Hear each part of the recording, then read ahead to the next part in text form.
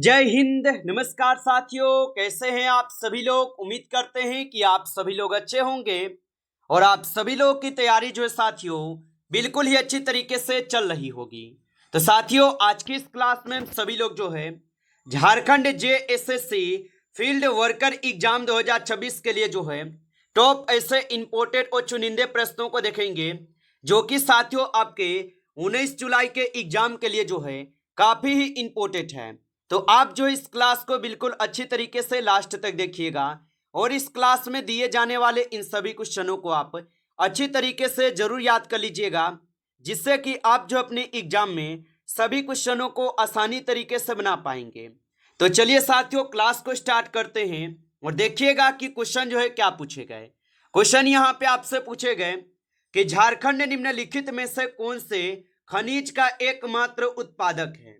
चलिए बताइए। ये सभी क्वेश्चन साथियों काफी इंपोर्टेंट और चुनिंदे क्वेश्चन हैं, जो कि आपके एग्जाम में साथियों 100% आपको ये सभी क्वेश्चन पूछे जाएंगे। तो आप अच्छे से इनको याद कर लीजिएगा और बताएंगे आप कि झारखंड निम्नलिखित में से कौन से खनिज का एकमात्र उत्पादक है। तो ये हो जाएंगे आपके किसका।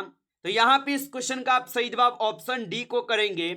चलिए अगला नंबर प्रश्न यहाँ पे देखेंगे और प्रश्न है कि झारखंड का कौन सा जिला बिहार की सीमा को स्पर्श करता है।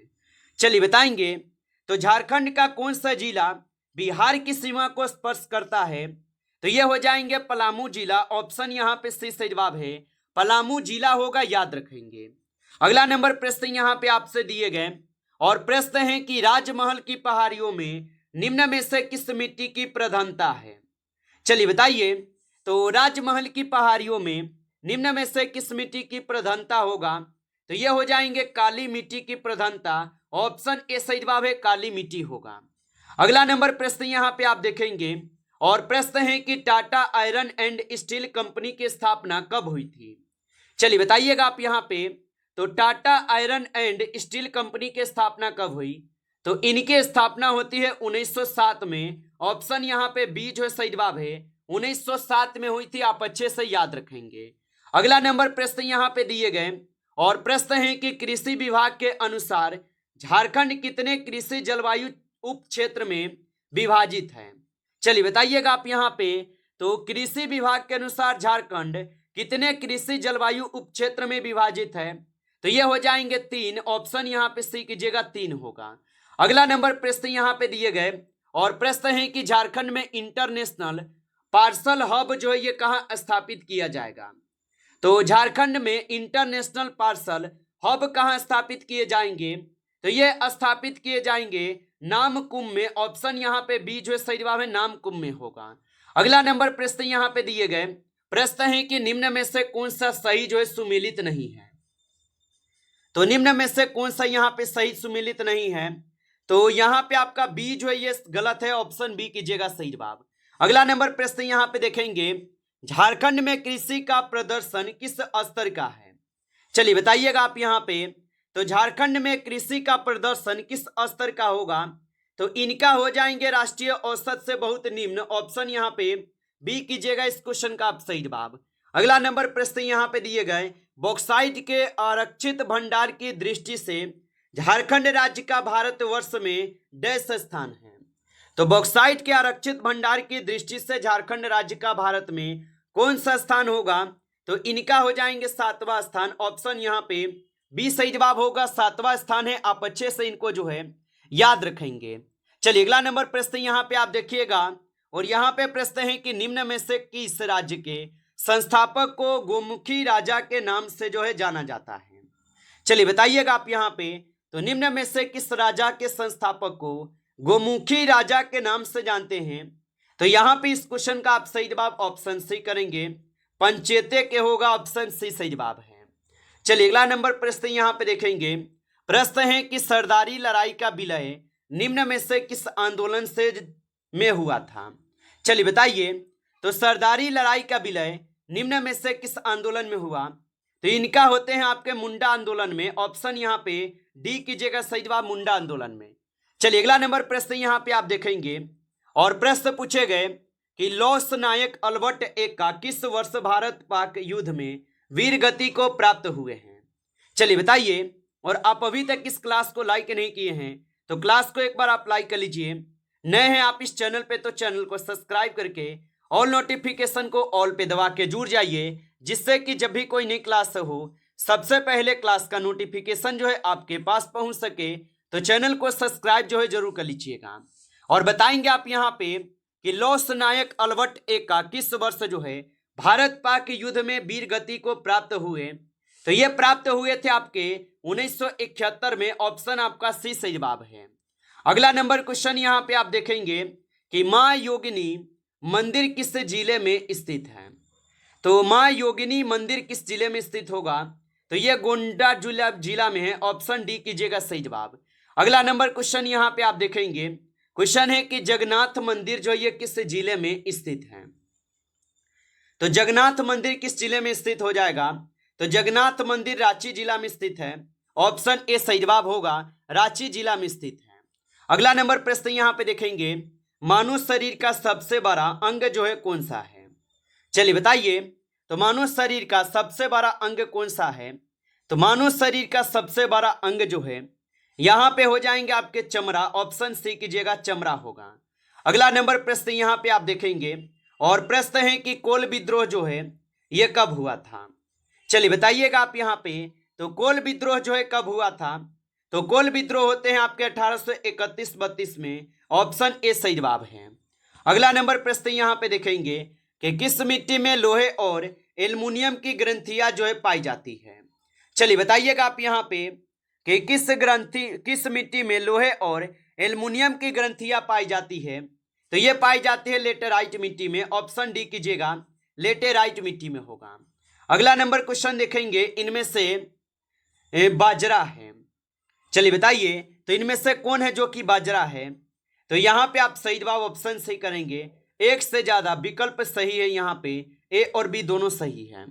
आगे देखिए अगला प्रश्न यहाँ पे आपके दिए गए, निम्नलिखित में से किसकी पेशियों में स्वसंपादन गुण जो है पाया जाता है। तो निम्नलिखित में से किसकी पेशियों में स्वसंपादन गुण पाए जाते हैं। तो यहाँ पे आप इस क्वेश्चन का सही जवाब जो है ऑप्शन यहाँ पे क्या करेंगे, तो यहाँ पे 90 का सही जवाब ऑप्शन ए होगा, हृदय। ऑप्शन ए कीजिएगा सही जवाब। अगला नंबर प्रश्न यहाँ पे दिए गए 20 नंबर क्वेश्चन है कि किस अम्ल के मांसपेशियों में जमा होने के कारण मनुष्य को थकान जो है ये महसूस होती है। तो किस अम्ल के मांसपेशियों में जमा होने के कारण मनुष्य को थकान महसूस होता है। तो याद रखेंगे ये हो जाएंगे लैक्टिक अम्ल के कारण। ऑप्शन ए यहाँ पे सही जवाब है, लैक्टिक अम्ल के कारण होगा। अगला नंबर क्वेश्चन यहाँ पे आप देखेंगे और क्वेश्चन दिए गए हैं 21। क्वेश्चन है कि मानव शरीर के निम्नलिखित अंगों में से कॉर्निया जो ये किसका भाग है। तो मानव शरीर के निम्नलिखित अंगों में से कॉर्निया किसका भाग होगा। तो यहाँ पे 21 का सही जवाब क्या होगा, तो 21 नंबर क्वेश्चन का सही जवाब बी हो जाएगा, आंख हो जाएगा। ऑप्शन डी कीजिएगा सही जवाब। चलिए अगला नंबर प्रश्न यहाँ पे देखेंगे और यहाँ पे 22 है, नेत्रदान में आंख का कौन सा भाग प्रयुक्त जो है किया जाता है। तो याद रखिएगा कि नेत्रदान में आंख का कौन सा भाग प्रयुक्त किया जाता है। तो यहाँ पे इस क्वेश्चन का आप सही जवाब जो है ऑप्शन यहाँ पे बी करेंगे, कॉर्निया भाग जो है ये यहाँ पे प्रयुक्त किया जाता है। ऑप्शन बी कीजिएगा सही जवाब। चलिए अगला नंबर प्रश्न यहाँ पे देखेंगे, प्रश्न है कि ब्रिटिश शासन के विरुद्ध बस्तर विद्रोह जो है ये किस वर्ष हुआ था। चलिए बताइए कि ब्रिटिश शासन के विरुद्ध बस्तर विद्रोह जो ये किस वर्ष हुए थे। तो ये विद्रोह होते हैं आपके 2010 में। ऑप्शन ए को आप सही जवाब करेंगे, 2010 में हुआ था। आप अच्छे से इनको याद रखेंगे। अगला नंबर क्वेश्चन यहाँ पे देखेंगे, निम्नलिखित में से कौन सी ग्रंथि वृद्धावस्था में लुप्त जो है हो जाती है। तो निम्नलिखित में से कौन सी ग्रंथि है जो वृद्धावस्था में लुप्त हो जाती है। तो आप बताएंगे थाइमस ग्रंथि जो वृद्धावस्था में लुप्त हो जाती है।